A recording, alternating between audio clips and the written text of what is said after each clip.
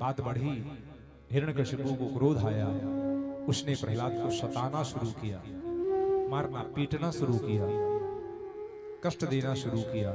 एक दिन तो उसने पहाड़ की चोटी से फेंकवा दिया बांध करके जंजीरों में, पर प्रहलाद मरे नहीं। क्यों? जिस समय प्रहलाद को ऊपर उठा करके सैनिकों ने जंजीरों में जकड़ करके ऐसे उठाया, प्रहलाद जी ने पूछ लिया, कहां कहां फेंक रहे हो?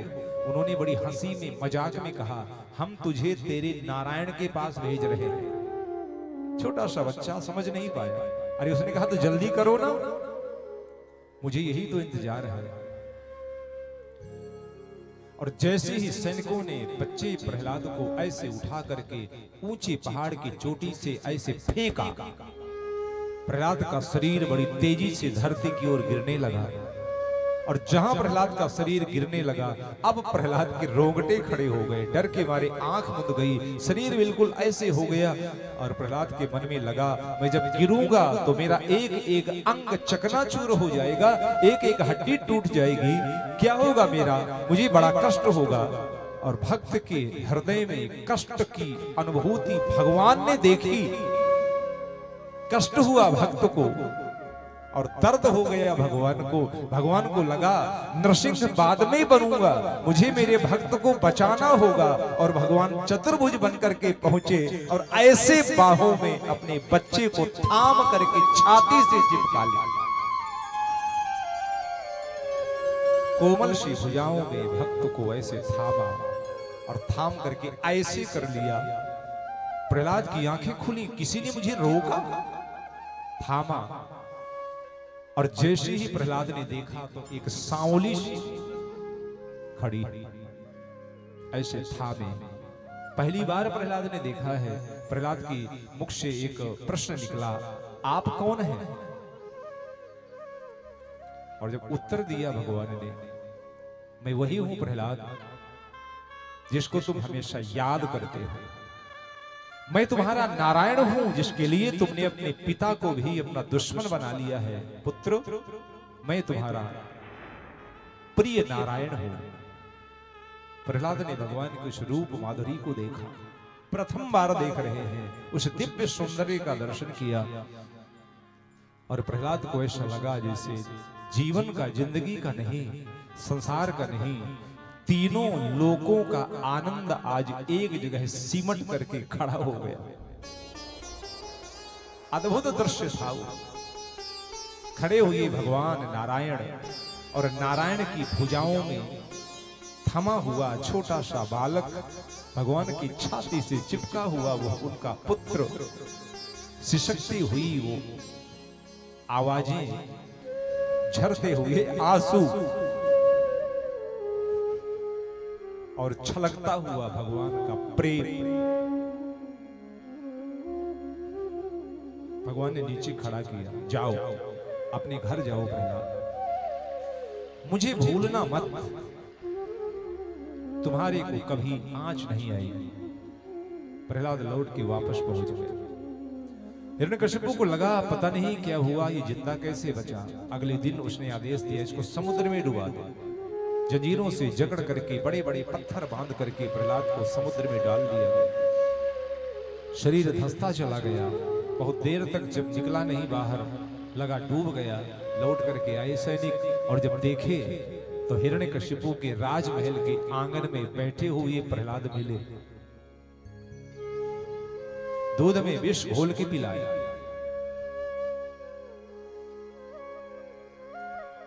प्रहलाद ने देखा, ये क्या है? बोले दूध है। किसने भेजा? तुम्हारी मां ने भेजा। मेरी मां ने मुझे दूध भेजा।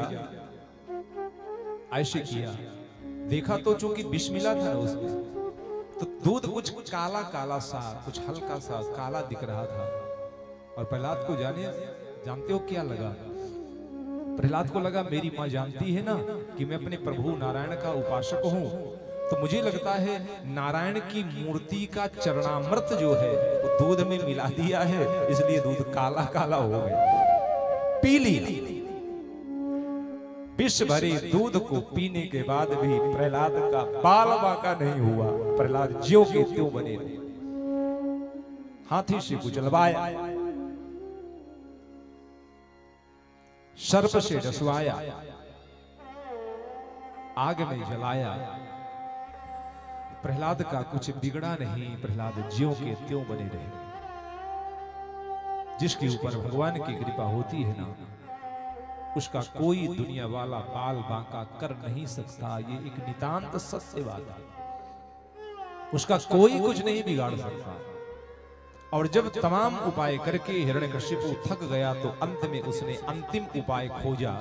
हाथ पकड़ करके खींचता हुआ प्रहलाद को राज दरबार की सभा में ला करके खड़ा कर दिया और अंतिम बार प्रहलाद से पूछा, बोल तू नारायण का नाम लेना बंद करेगा कि नहीं? प्रहलाद ने बड़े ही शिष्टाचार ढंग से, बड़े ही श्रद्धा से सिर झुकाया। पिताजी क्षमा करिएगा, मैं बंद नहीं करूंगा। आग बबूला हो गए हिरण्यकशिपु। मेरे सामने जवान लड़ाता है दुष्ट, अभागे, एक तलवार के प्रहार से तेरा शीश काट दूंगा मैं। प्रहलाद जी ने हाथ जोड़ा, पिताजी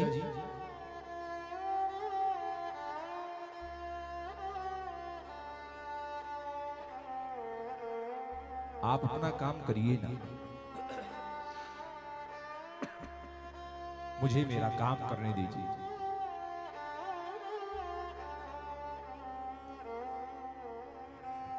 गले तौक भी डलाओ, पैर बेड़ियन सो भराओ, हाथ हथकड़ी पिन्हाओ, खिंचवाओ कच्ची खाल सो, विष भी पिलाओ, जहर भी खिलाओ मुझे, जल में डुबाओ बांध पत्थर पहाड़ सो, सांप से डसाओ बिच्छू से डसाओ मुझे, आग में जलाओ बांध कप्पड़ तुषाल सो।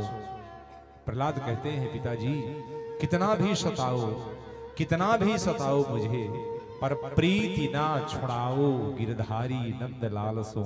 मेरा प्रेम छोड़ने के लिए मत कहो, ये नहीं कर पाऊंगा। हिरण्यकशिपु जान गया इससे मानने वाला नहीं है। हाथ पकड़ा, अच्छा बता तुझे किसने बचाया अभी तक? प्रहलाद ने कहा, मेरे प्रभु ने, नारायण जिसको लोग कहते हैं। कहां है? और प्रहलाद के मुख से निकला, इस खंभे में है। खंभा ही सामने था, डर के मारे मुख से निकल गया, इस खंभे में मेरा भगवान है। और हिरण्यकशिपु ने सुना, प्रहलाद के मुख से निकला, इस खंभे में प्रस्तर पाषाण खंड में मेरे परमात्मा रहते हैं। हिरण्यकशिपु आगे को बढ़ा, क्रोधान्वित होकर के, क्रोधातुर होकर के बढ़ा, रोष से भरपूर होकर के बढ़ा। और जैसे ही उसने ऐसा घूंसा ताना, लोगों को लगा अब प्रलय होगी।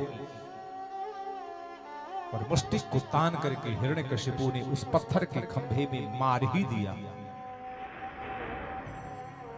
हिरण्यकशिपु ने घूंसा मारा, पत्थर का खंभा टूटा और लोगों के कान में आवाज ऐसी पड़ी जैसे पहाड़ से पहाड़ टकरा करके चकनाचूर हो गए। लोगों को ऐसा लगा जैसे बिजली कौंधी हो, लोगों को ऐसा आभास हुआ जैसे सागर उमड़ा हो। लोगों के कानों में आवाज ऐसी पड़ी जैसे आज पूरा भूमंडल दहशत से कांप गया हो।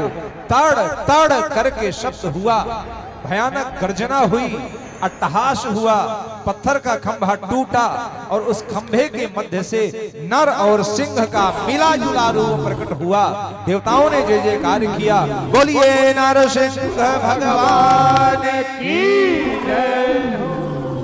भगवान नरसिंह का प्राकट्य हुआ अपने भक्त के प्राणों की रक्षा करने के लिए। भयानक गर्जन, क्रोध में भरा हुआ वो सिंह जो नर भी है, अपने पैने नाखूनों से धरती को कुरेद रहा है, आकाश को भी मसल डालने की कोशिश कर रहा है। उसकी आंखों से आग के अंगारे जैसे निकल रहे हैं, घनघोर गर्जना कर रहा है। भयानक कांपता हुआ क्रोध के मारे हिरण्यकशिपु के सामने पहुंचा, अपने पंजों से ऐसे पकड़ करके घसीटा और घसीट करके डेहरी के मध्य में लेकर के बैठाल दिया, डाल दिया। और जहां नरसिंह का एक प्रहार पड़ा, हिरण्यकशिपु जैसा वीर दुर्दांत एक क्षण में धराशायी हो गया, नष्ट हो गया, भ्रष्ट हो गया, समाप्त हो गया, किसी लायक नहीं बचा।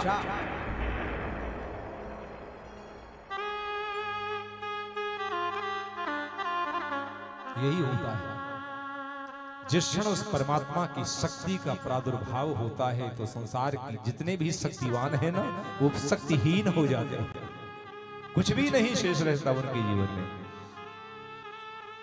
पालथी में लिटाया, क्रोधोत्य है, और उन्होंने तेज पैने नाखून हिरण्यकशिपु के पेट में यूं से गड़ाए, फाड़ दिया पेट को भी, पेट फाड़ दिया, विदारित कर दिया, विपाटित कर दिया। और इतना ही नहीं,